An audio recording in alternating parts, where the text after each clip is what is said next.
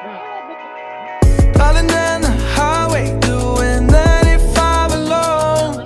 Yo yo yo! Welcome pong muli sa aming YouTube channel mga kastokwa at day 2 ng aming Baguio Travel Vlog Adventures. Kaya tara at samahan nyo kami sa aming pamamasyal.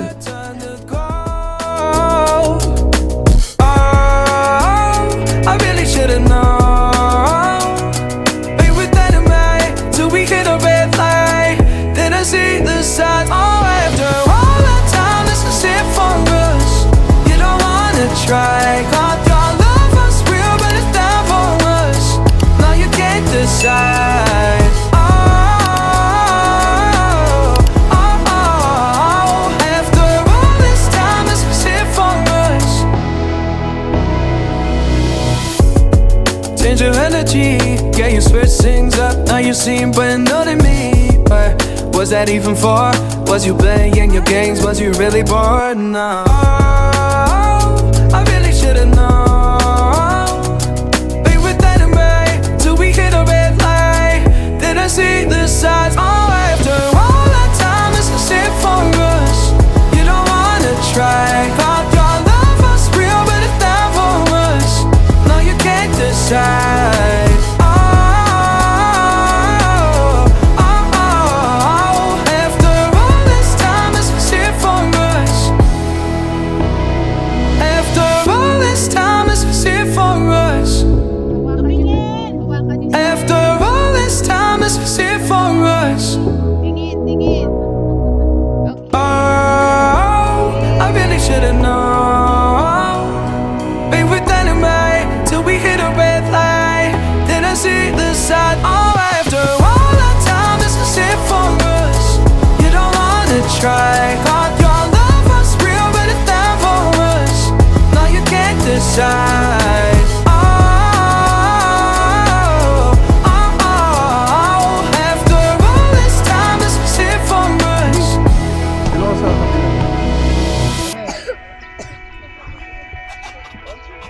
Dito lang tayo.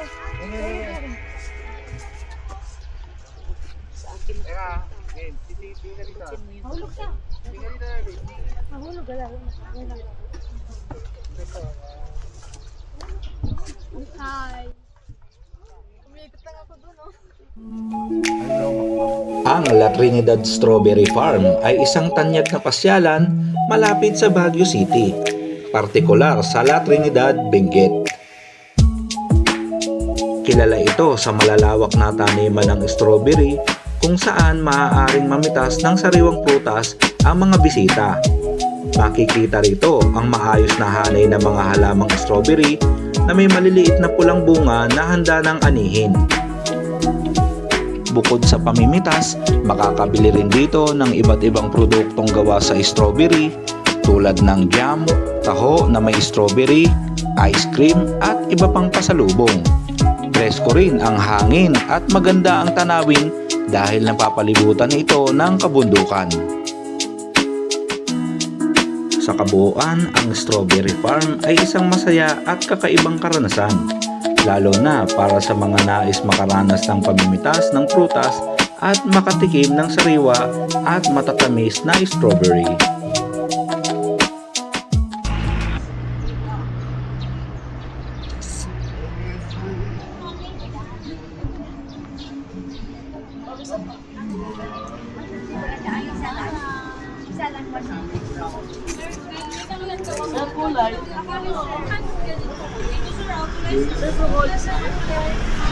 Ano bibili nyo, An? Itong kulay, para mamaya. Ulam? Oh, may gabi. Malangit tayo. Hmm. May ulam tayo kanina kasi. Ay, pag ayan lang kaya nagkakain sila. Hindi ko nga alam. Saan masarap? Oh, 60 pesos lang. Ha? Dito ka na mabibili ng ulam? Gulay? Kulay? Saan ba tayo bibili ng kulay? Ano yung message ako sa sila bibili bukas pag gawin? Yung pang ano?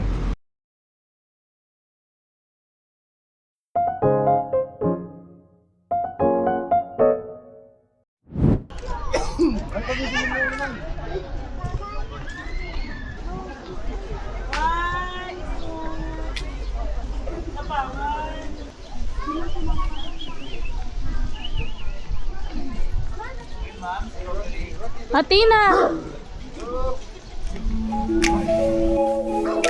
Ang Igorot Stone Kingdom ay isang kakaibang pasyalan sa Baguio City na kilala sa mga istrukturang gawa sa bato na kahawig ng isang sinaunang kaharian. Makikita rito ang malalaking pader, hagdanan at tore na yari sa patong-patong na bato na nagpapakita ng husay at sining ng mga katutubong Igorot. Ang disenyo nito ay hango sa kultura at tradisyon ng mga taga-Cordillera. Kaya nagbibigay ito ng pakiramdam na parang bumalik ka sa sinaunang panahon. Maraming bahagi ng lugar na pwedeng akyatin at galugarin. Kaya patok ito sa mga mahihilig mag-picture at mag-adventure. Mula sa itaas makikita rin ang magandang tanawin ng kabundukan at lungsod. Sa kabuuan, ang Igorot Stone Kingdom ay isang lugar na pinagsama-sama ng sining, kultura at kalikasan na nagbibigay ng kakaiba at kapanapanabik na karanasan sa mga bumibisita.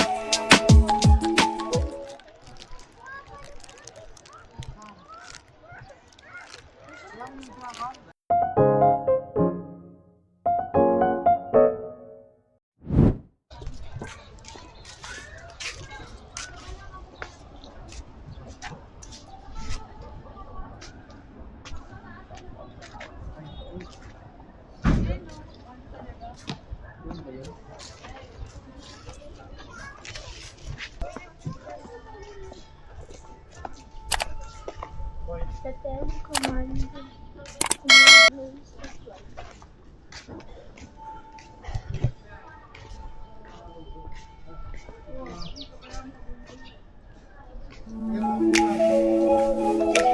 Ang Diplomat Hotel, na kilala rin bilang Dominican Hill Retreat House, ay isang lumang gusali sa Baguio City na puno ng kasaysayan at misteryo. Itinayo ito noong panahon ng seminaryo at ginamit din bilang retreat house ng mga pare. Sa panahon ng digmaan, lalo na noong World War II, ginamit ito bilang kanlungan ngunit nasira sa labanan.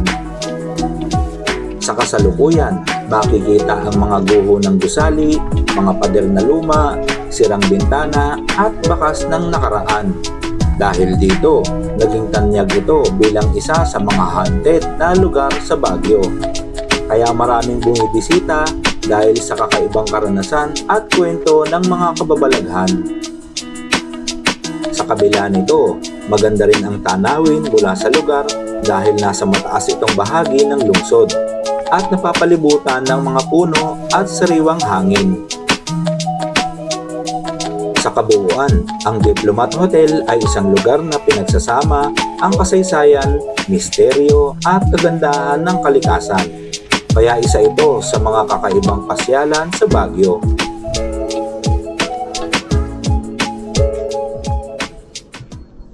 Ang ganda siguro dito may mga pang POV na drone, no?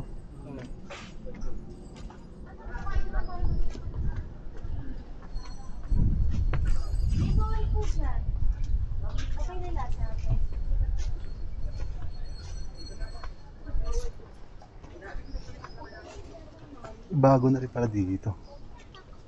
Dito. Ay, wala kakatakot dyan.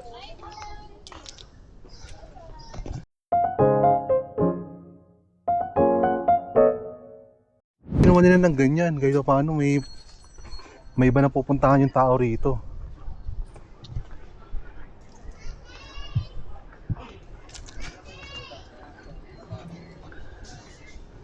Parang may nagla-live band na rin, no?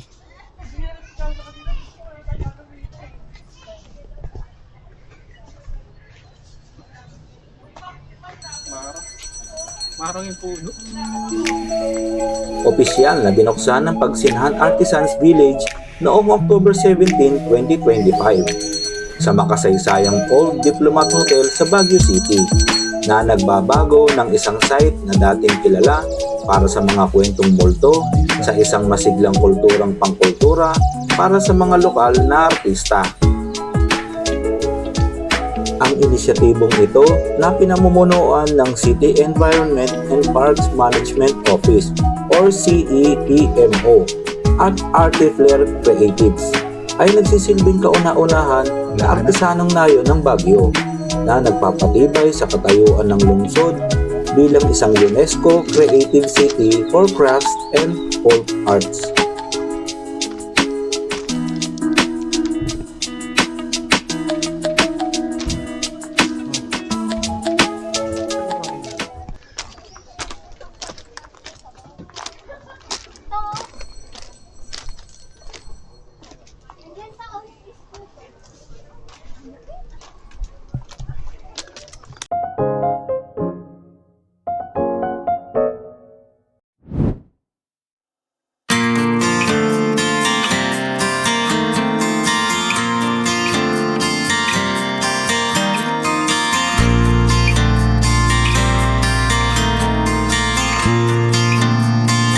Ang Baguio Night Market ay isang sikat na pasyalan sa Baguio City na binubuksan tuwing gabi sa kahabaan ng Harrison Road.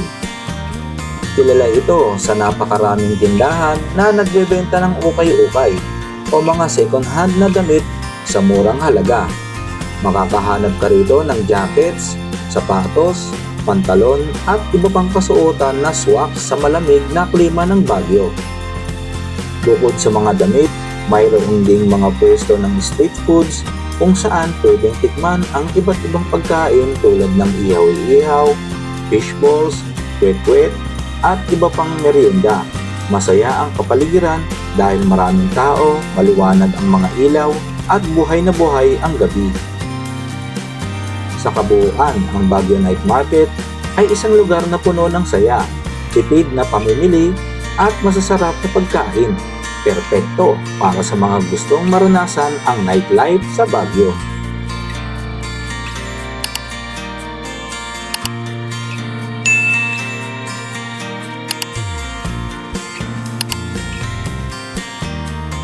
Kaya naman magkita-kita po tayong muli sa next part ng ating travel vlog adventures. At abangan pa ang aming mga susunod na episode dito sa Baguio City. Jeros TV po pala at Tropang Istokwa, and we are out!